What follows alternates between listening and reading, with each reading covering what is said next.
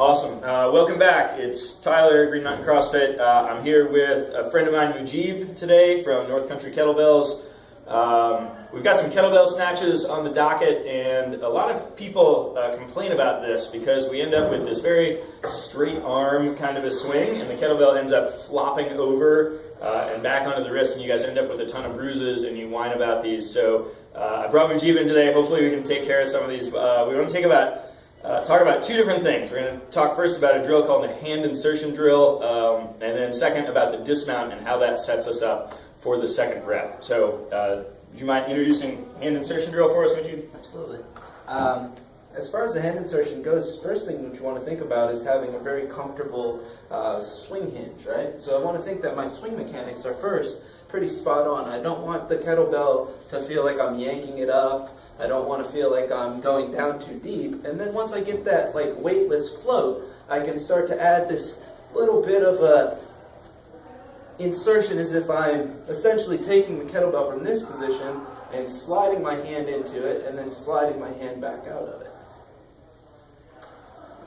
Awesome. So what you're saying is if my swing is really rigid and I'm out here and trying to muscle this kettlebell, I'm not going to have any way to get through the kettlebell, right? So I've got to be a little bit more relaxed with the swing and make sure that we're driving from the hip, and that's a little bit more comfortable. Exactly, and right? if I might just apply that also to the overhead swing. Yeah, please. If I'm thinking about my overhead swing, I'm really trying to get that float to allow me that full extension. I want that float to be here too, just as if I were going to try to go overhead, but instead going to here.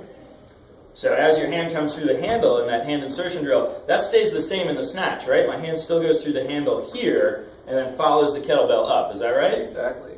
Right. So I end up with a movement that comes through the handle in the middle of the swing, and it's smooth up overhead versus a very rigid overhead swing that bashes the forearms. Don't do that at home, kids.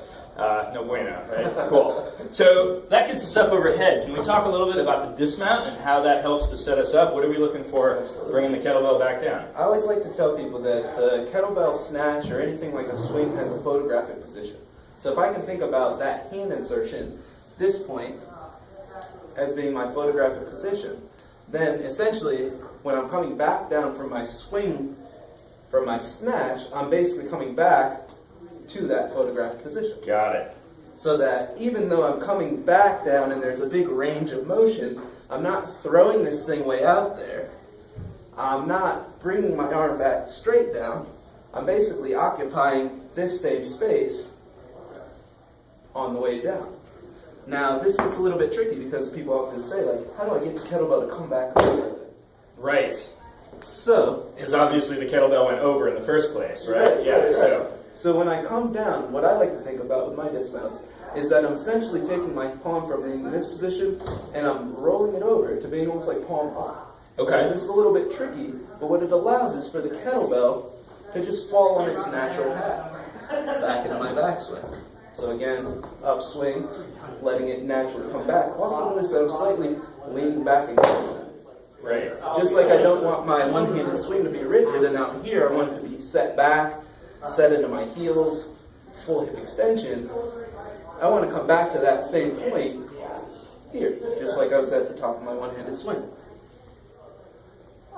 So easy ways, thinking about palm up, arm coming back to the body, and then coming back through that same backswing position. Always thinking about the arm being as connected to the body as possible. Wonderful. So it's like there's this magical point right here where the kettlebell floats, right? And kettlebells do float, boys and girls. The kettlebell floats right in the middle. And that's where our hand can go through on the way up to make that a smoother transition to overhead. And it's where we find ourselves adjusting our hand position again on the way down to come back into that swing mechanic, right? Cool. Awesome. So hopefully that helps you guys out. If you have other questions or you want to find out more about kettlebells and kettlebell training, Mujib is the resident kettlebell ninja at Green Mountain CrossFit.